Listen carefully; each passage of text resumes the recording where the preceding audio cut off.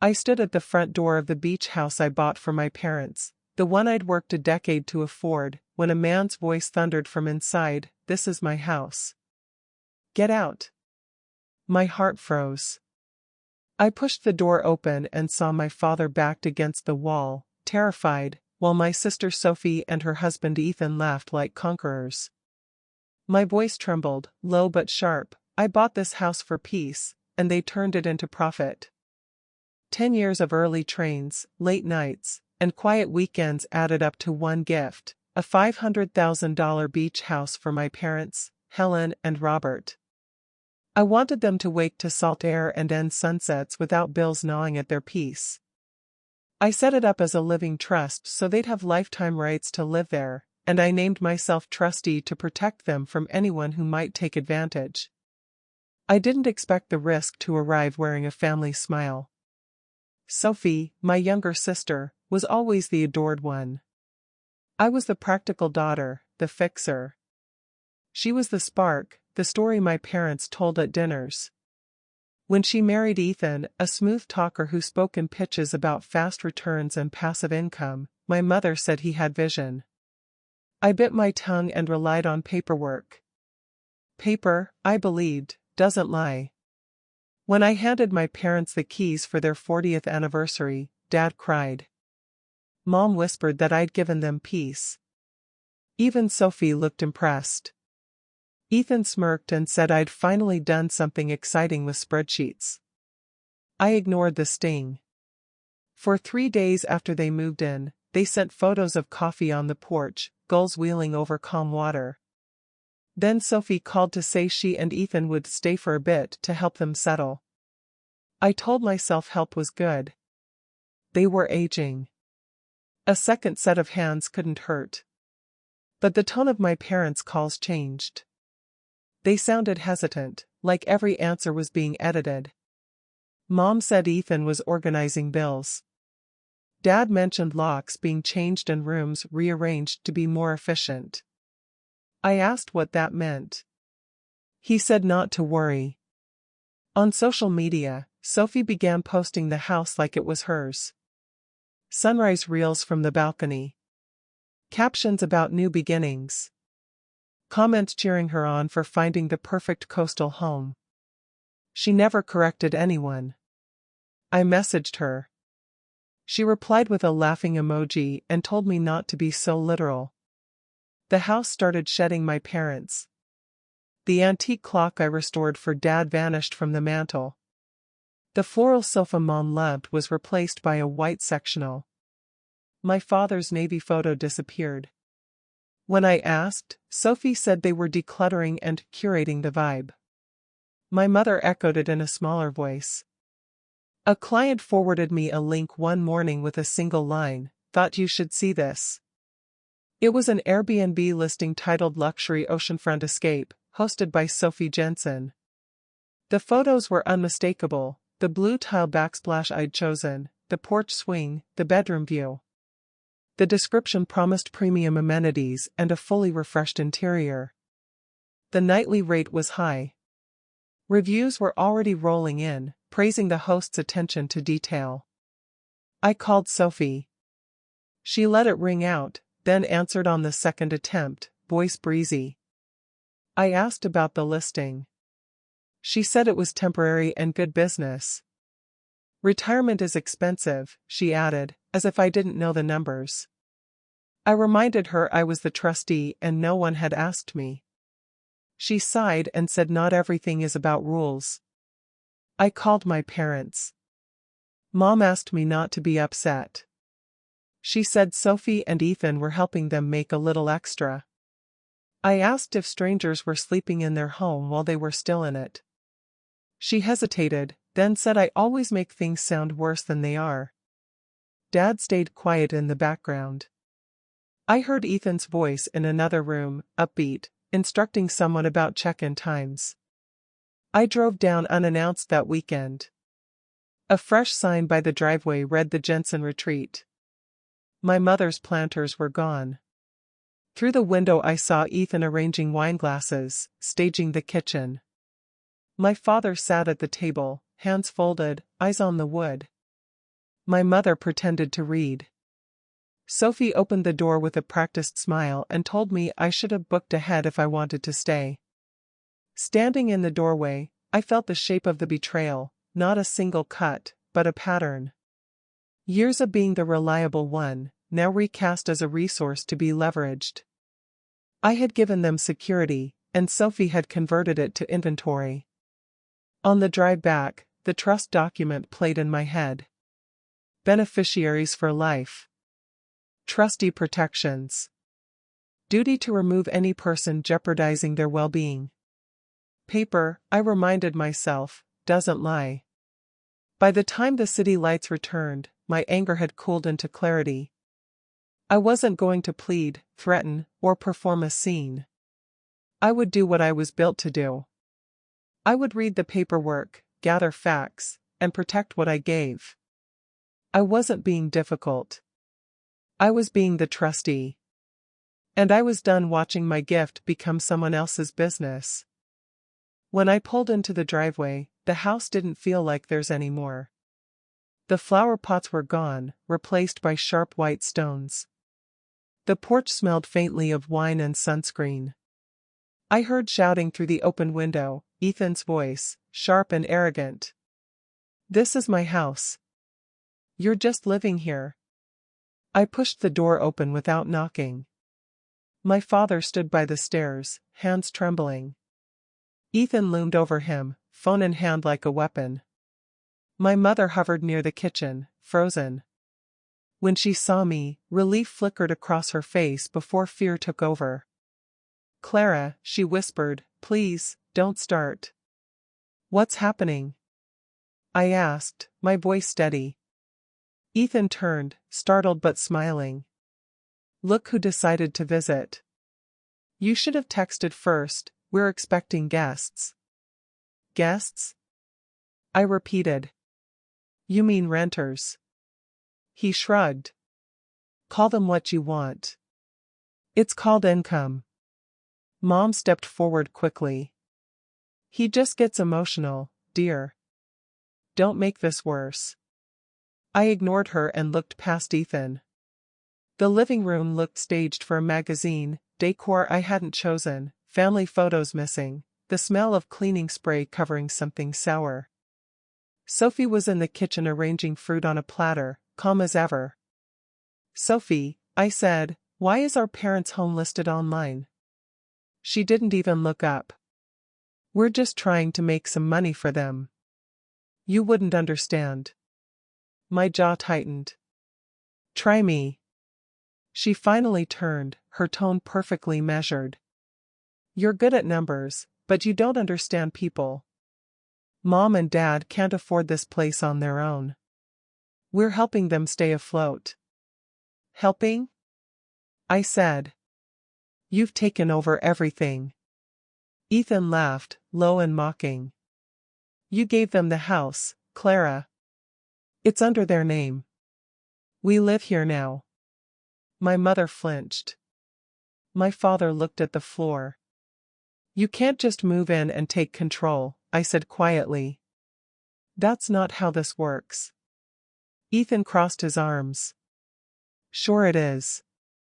You handed it over, remember? Maybe next time, you should read the fine print." I stepped closer. I wrote the fine print. The smirk faded from his face. Sophie rolled her eyes. "You're overreacting. We're just managing things better than you could. Look at this place, it's thriving." "Thriving?" I looked around. "You've stripped it of everything that made it theirs." She laughed softly. "You always make it about control. You can't stand not being in charge." "No," I said. "I just don't like seeing greed disguised as generosity." For a moment, the room went still. Ethan's grin cracked. Dad finally spoke, his voice small. "Clara, please. We don't want trouble." I turned to him. "Dad, they're shouting at you in your own home. Does that feel like peace?" He said nothing. Mom's eyes darted between us, silently begging me to drop it. Sophie sighed, setting down the platter. This is why we didn't tell you. You turn everything into drama. You've always been uptight. I took a slow breath. You mean responsible? There's a difference. Ethan muttered, You're wasting your breath. She thinks she owns everyone. I looked him straight in the eye. Not everyone. Just my mistakes. His smirk returned. Well, congratulations. This one's permanent. I smiled faintly. We'll see. Mom moved closer, reaching for my hand. Please, Clara. Don't make this ugly. I pulled back gently. It already is. Sophie stepped forward. You should leave before you ruin things even more. Ruin what? I asked. Your rental business? She stiffened. You don't get it. You're too rigid. The world's changing, Clara. We're just adapting. By exploiting our parents? Her tone sharpened. By surviving. I stared at her for a long moment. You're not surviving, Sophie. You're consuming. She looked away. Ethan straightened, voice rising again. You can't touch this place. You gave it away. It's ours now. So unless you plan to sue your own parents, I suggest you back off. I didn't respond. I just looked at him, memorizing the smug tilt of his chin, the way Sophie pretended not to hear. Mom whispered, Let's not fight, please. I nodded slowly. You're right. Not here. Ethan smirked again. Good. Glad we understand each other. But he didn't understand at all. I turned toward the door. You know, I said quietly, I thought this house was a gift. But it turns out, it's a test. Sophie frowned. What's that supposed to mean? I met her gaze. You'll find out soon. Then I stepped outside. The salty air hit my face, cool and grounding. The door slammed behind me, but I didn't flinch. For years, I'd tried to buy peace, to keep the family together with effort and silence. But standing there on the porch, I finally saw the truth: peace can't be purchased. It has to be protected. And I was done buying it for people who only knew how to break it. That night, I sat in my car by the ocean, the waves pounding against the rocks like they were finishing the argument for me. I didn't cry. I didn't even shake. I just stared at the house I'd built for peace and realized what I needed to do. The next morning, I called Mr. Howard, our family's old lawyer, the man who'd helped me draft the trust. His voice was calm but alert when he picked up. Clara?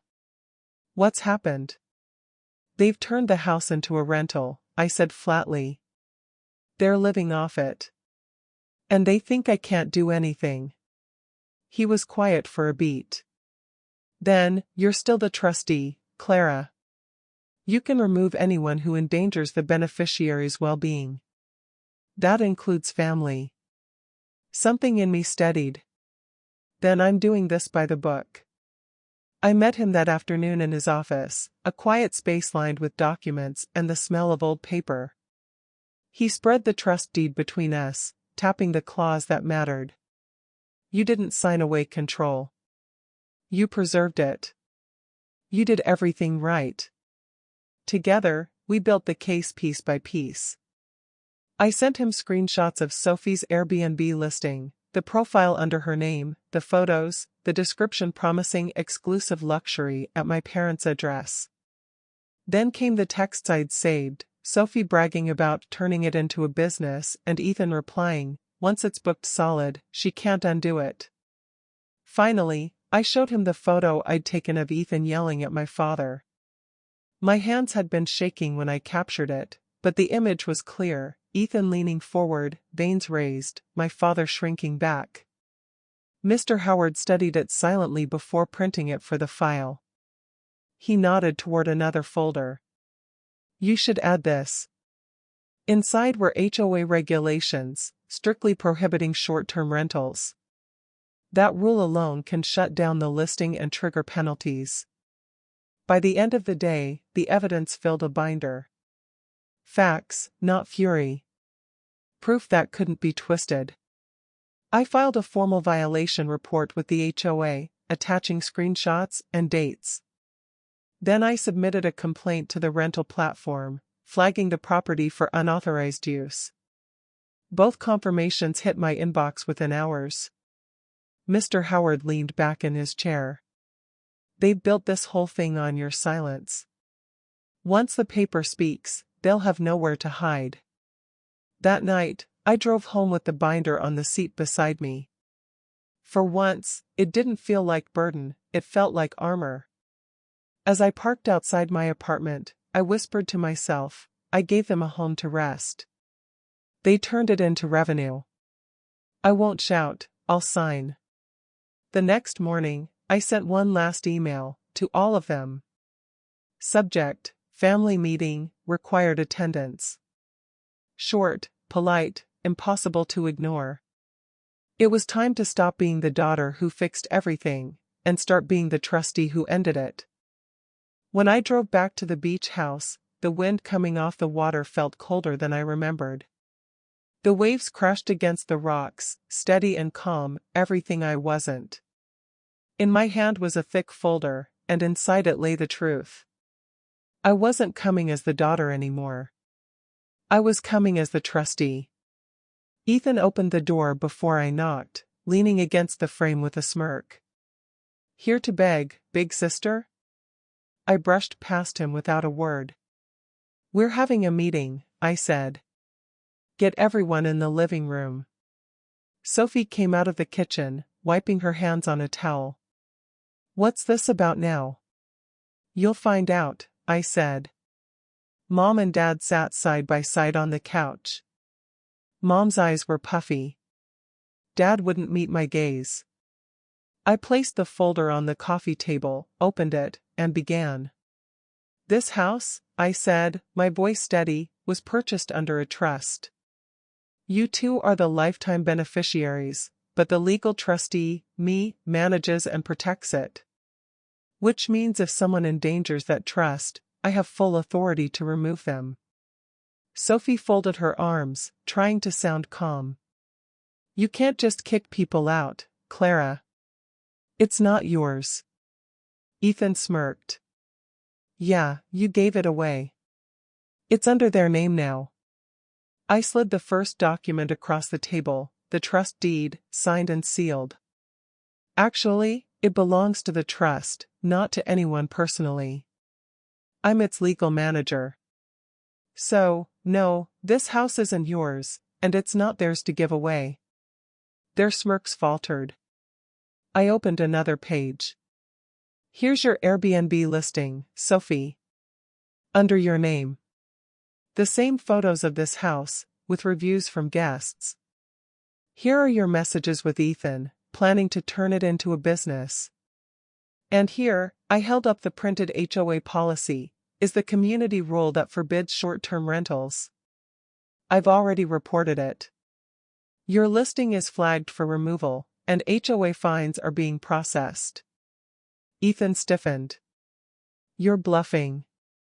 Check your phone, I said. He pulled it out, scrolled, and his expression twisted into anger. You've gone too far. No, I said. You did. Mom started to cry softly. Please, Clara, don't make this worse. Mom, I said gently, this isn't about punishment. It's about protection. Sophie's voice rose. You've always wanted to control everything. You think money makes you better than us. No, I said. I just thought love meant something. But clearly, to you, it's business. Ethan slammed his hand on the table. You can't just walk in here and take over. We live here. You have no right. I leaned forward, calm as ever. You're right about one thing, I don't need to take over. I already have the right. A knock sounded at the door. Ethan jumped. I smiled faintly. Perfect timing. When I opened the door, a man stood outside holding a toolbox. Locksmith, he said. Ethan's face reddened. You called a locksmith? Yes, I said. We're changing every lock. The man hesitated, looking between us. I handed him the trust authorization. Proceed. He nodded and went to work. The sharp sound of metal turning echoed through the house. Sophie rushed toward me. You can't do this. I can, I said quietly. And I just did. Mom sobbed harder. Clara, please, this is too much. Dad finally stood. No. It isn't. His voice cracked, but it was firm. This has gone on long enough. Ethan's jaw clenched. You think this makes you powerful? You'll regret it. I met his eyes. No. I regret letting it get this far. Minutes passed in tense silence, broken only by the click of new locks being installed. When the locksmith returned, he placed a small bag of old keys in my hand. All changed, he said. Thank you, I replied, then turned to Sophie and Ethan. You have 1 hour to pack and leave. After that, you'll be trespassing. Sophie's voice cracked. You're not family anymore. I exhaled slowly. Maybe not the kind that lives under the same roof. But at least I can look my parents in the eye again. Ethan muttered something under his breath as they stormed out, slamming the door behind them. For a long moment, none of us spoke. Mom cried quietly, and Dad sat beside her, his hand trembling on hers. You didn't have to fight for us, he whispered. Yes, I said softly. I did. I walked to the porch as the locksmith's van disappeared down the road. The ocean wind hit my face, cool and clean. Behind me, I heard the last bolt slide into place. Justice didn't roar that day, it clicked. And for the first time, the locks were on the right doors. A week after the confrontation, I returned to the beach house one last time, this time with a property management company. The new manager walked through the rooms with quiet professionalism, checking locks, noting maintenance, promising regular visits. When he left, I stood on the porch beside my parents. The ocean was calm again. My father looked at me, his eyes tired but clear. We can finally sleep, he said. I smiled. That's the idea. I didn't stay the night. I wanted them to have that space back, to breathe in the home without tension. As I drove away, the house grew smaller in the mirror until it was just a glint of white against the waves. For the first time in years, I felt light. Back in the city, I found a small apartment near the lake. It wasn't fancy, but the mornings were quiet and the water outside my window shimmered like peace itself. I bought a cheap desk, a single chair, and a notebook titled Things I Don't Fix Anymore. Each morning, I made coffee slowly and wrote a line. Other people's chaos. Love that feels like debt. Apologies I didn't owe. The list grew longer, and with it, so did my calm. The days fell into a gentle rhythm, work, walks by the lake, long evenings with no phone buzzing. I learned that peace didn't arrive loudly, it came in small, consistent breaths. One Saturday, I stopped by a plant shop and bought a small pot of soil and a packet of seeds. Back home, I pressed them into the dirt, careful and deliberate. As I set the pot on the windowsill, sunlight spilled across my hands. For once, I whispered, smiling to myself, I'm building something that no one can take. The room was quiet except for the sound of the wind through the leaves outside, steady, certain, free. If there's one thing I've learned, it's this: kindness without boundaries invites abuse. Love isn't silence, it's structure. You can care deeply for people and still protect yourself. The moment you start setting limits, you'll see who loved you and who loved what you gave them. If you've ever poured everything into others until there was nothing left for yourself, let this be your reminder: generosity needs locks, too. Protect your peace, your effort, your truth.